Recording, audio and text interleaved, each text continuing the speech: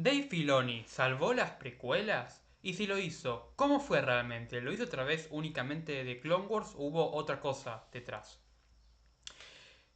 Partamos del hecho de que hay muchas malinterpretaciones sobre las precuelas y una de esas es que George Lucas tenía en su cabeza la idea de que los Jedi eran corruptos o corruptos no, o estaban cegados por el poder del lado oscuro y es por eso que no vieron el ascenso de Palpatine y eso los llevó a su caída. George Lucas en ninguna entrevista, en ningún documento ni nada dijo que los Jedi se habían vuelto arrogantes o que se habían vuelto complacientes. En una entrevista, en ningún documento dijo eso o está transcripto eso.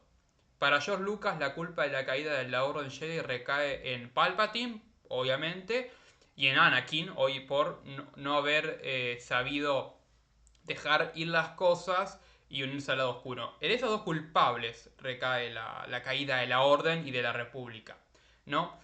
Obviamente, esta es una interpretación, o sea, la propia interpretación que hace George Lucas de su trabajo, para mí parece, en las precuelas al menos, fue muy simplista, ¿no? Porque de hecho, muchos fans en su momento se quedaron con el sabor de boca medio agrio de decir, che, ¿en serio me vas a decir que la Orden Jedi estaba en su mejor momento, en su máximo apogeo?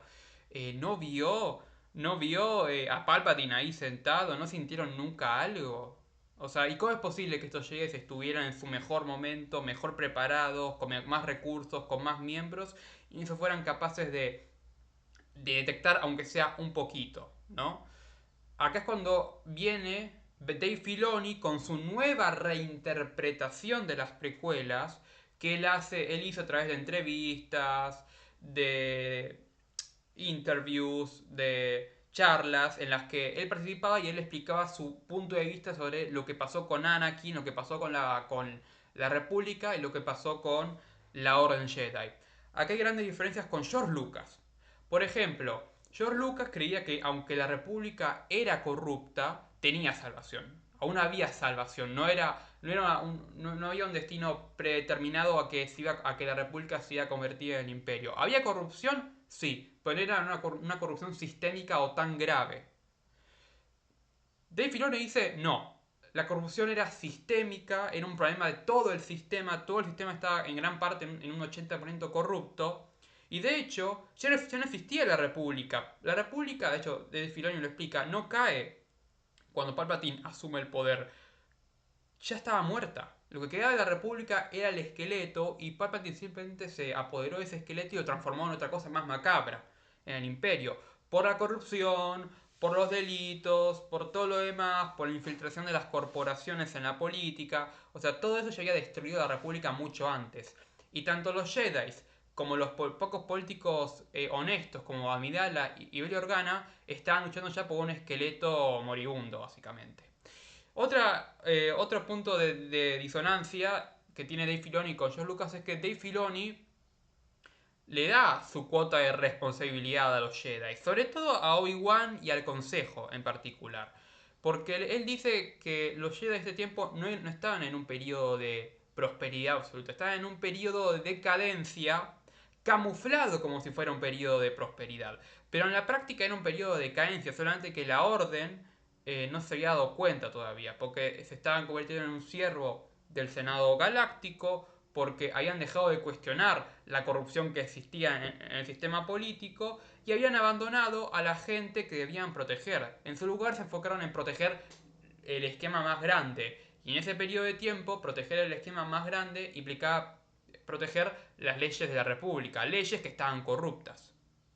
Eso los alejó aún más de la fuerza. Para George Lucas eso no es así.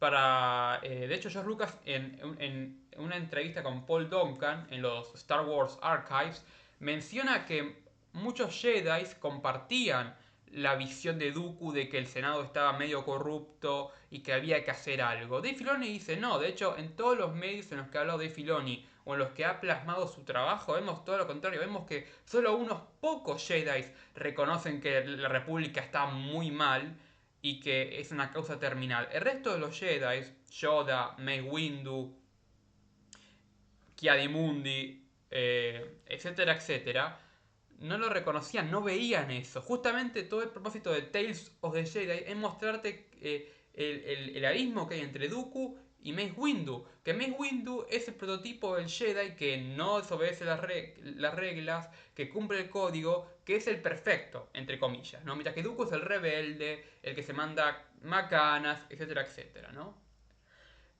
Y otro punto de disonancia es que el rol de Qui-Gon Jinn. Porque aunque no lo parezca, para George Lucas, Qui-Gon cometió un error al entrenar a Anakin. Porque él dice que lo puso en un camino que lo más tarde lo llevaría a la perdición, ¿no?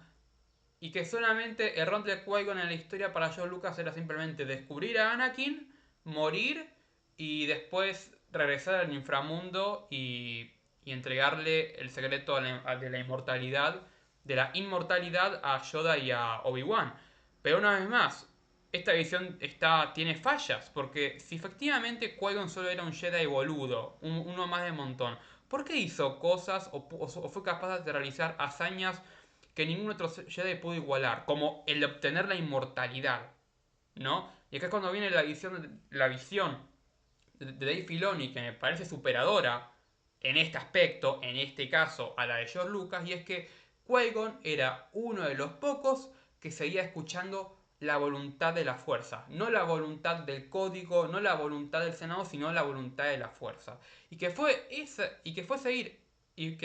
escuchar esa voluntad lo que le permitió, uno, encontrar a Anakin, dos, detectar el regreso de los Sith, y tres, regresar a la muerte y entregarle el secreto de la inmortalidad a Yoda y a Obi-Wan para que estos a su vez pudieran continuar con su misión de entrenar a Luke y salvar la orden para siempre. Esa visión es muy superadora con la visión simplista que tenía George Lucas respecto a las precuelas.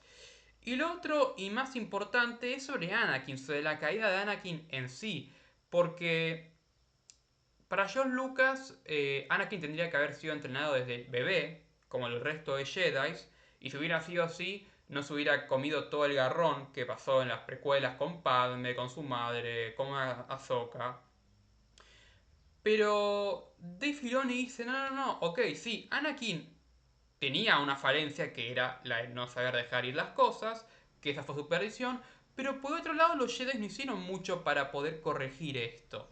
O no es que no querían ayudarlo, sino que no sabían ayudarlo, porque según esta interpretación de Dave Filoni, los Jedi se habían desconectado tanto de sus emociones, habían llevado el desapego a un extremo tan alejado que que consideraban sentir, el mero acto de sentir emociones, algo malo, algo que tenía que ser evitado, ¿no? Y que justamente fue esa desconexión emocional lo que les impidió a los Jedi ayudar a Anakin, ¿no? Y que lo terminaran viendo con más desconfianza y con menos empatía, ¿no? Principalmente la gente del consejo. Y eso resultó ser la perdición de todos, según Dave Filoni, ¿no? Y bueno, gente, eso fue todo por hoy. Nos vemos y que la fuerza os acompañe. Siempre.